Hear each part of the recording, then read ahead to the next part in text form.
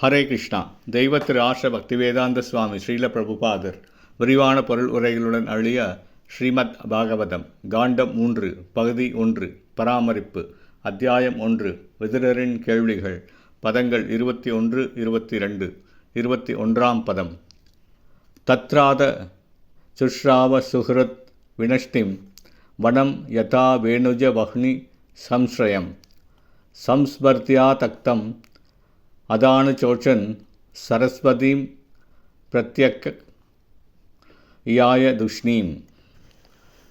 மொழிபெயர்ப்பு. தீர்த்த யாத்திரையை மேற்கொண்டு பிரபாசம் என்னும் தலத்திற்கு அவர் வந்தார். அங்கு மூங்கில்களின் உராய்வினால் உண்டாகும் தீ ஒரு காடு முழுவதையும் எரித்து விடுவதைப் போலவே முரட்டுத்தனத்தினால் தன் உறவினர்கள் அனைவரும் மடிந்ததை அவர் கேள்விப்பட்டார்.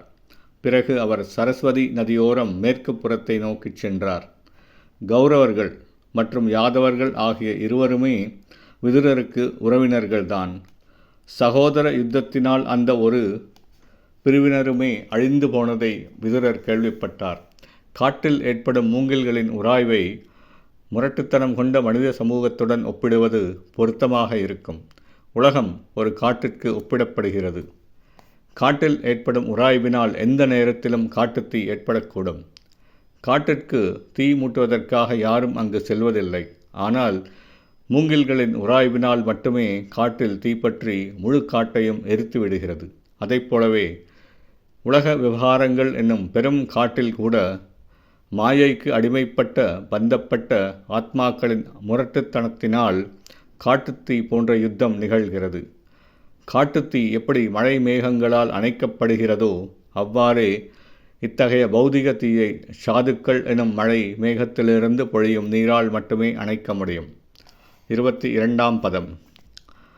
தஸ்யாம் த்ரிதஸ் யோச்சனசோ மனசோச்ச ப்ருதோர் அதாக்னேர் அசிதஸ்ய வாயோ தீர்த்தம் சுதாசஸ்ய கவாம் குஹஸ்ய யச் ஸ்ரார்த்தேவஸ்ய ச ஆசிக்ஷேவே.